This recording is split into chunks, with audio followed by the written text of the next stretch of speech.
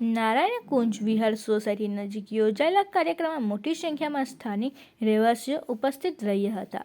આ high master ટાવરની સ્થાપનાથી ભોલાવ અને નંદેલાવ વિસ્તારમાં પ્રકાશ વ્યવસ્થામાં નોંધપાત્ર સુધારો થશે. તે રાત્રિના સમયે સુરક્ષા વધારવામાં પણ મદદરૂપ થશે.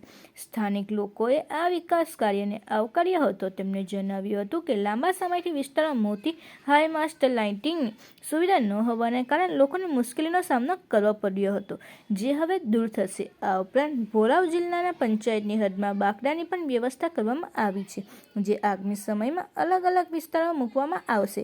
કાર્યક્રમ દરમિયાન આગેવાનો દ્વારા વધુ વિકાસ કામો માટે પણ ખાતરી આપવામાં આવી હતી.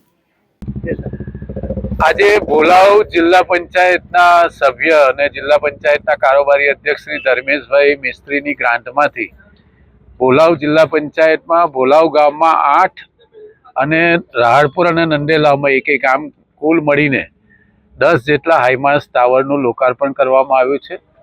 સાથે સાથે આવતીકાલથી ભોલાવ જિલ્લા પંચાયતમાં આવેલા 4 ગામમાં થઈને 200 જેટલા બાકડા જાહેર સ્થાનો ઉપર સોસાયટીના કોમન પ્લોટ ઉપર લગાવવાની કામગીરી પણ શરૂ થવાની છે, જે અંદાજે 10 દિવસ ચાલશે.